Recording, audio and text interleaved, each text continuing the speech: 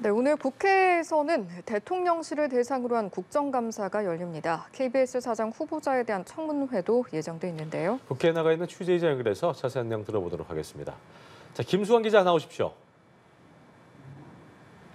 네, 국회입니다. 국회 운영위원회는 앞서 오늘 오전 10시부터 대통령 비서실 등을 대상으로 국정감사를 진행하고 있습니다. 오늘 국감엔 김대기 대통령실 비서실장과 조태용 국가안보실장 등 기관 증인만 참석했습니다. 자녀의 학교폭력 문제로 사퇴한 김승희 전 의전비서관과 이원모 인사비서관 등 일반 증인은 여야 합의 실패로 출석하지 않았는데 이를 두고 민주당에선 유감을 표명했습니다.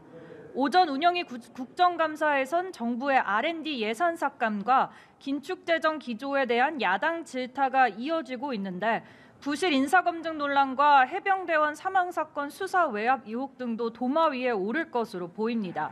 한편 국회 과방위는 박민 KBS 사장 후보자에 대한 청문회를 진행했는데 여야 의원 설전속에 정회된 상태입니다. 여당은 박 후보자가 언론 현장에서의 경험을 바탕으로 KBS를 혁신할 것이라고 주장하고 있는 반면 야당은 윤석열 대통령과 막역한 박 후보자를 통해 정부가 공영방송을 장악하려는 시도를 하고 있다고 반발하고 있습니다. 자, 그런가 하면 국민의힘은 김포 서울 편입 등 메가 서울 관련 움직임을 본격화하고 있다고요.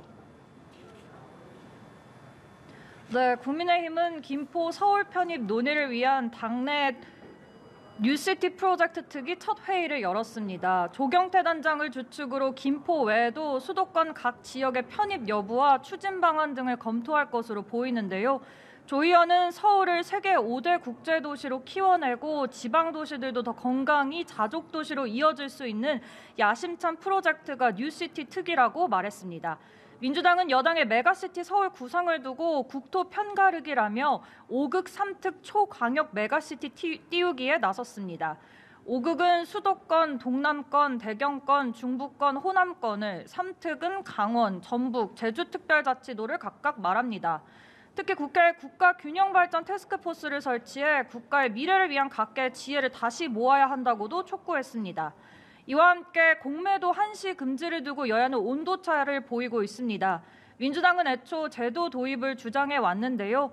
다만 홍익표 원내대표는 정부 여당의 조치가 실효성을 가지려면 불법 공매도 처벌 강화 등 보다 근본적인 제도 개선도 동반돼야 한다고 지적했습니다.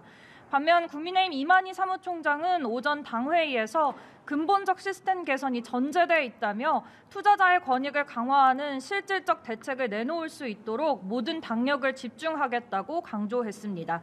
지금까지 국회에서 연합뉴스TV 김수강입니다.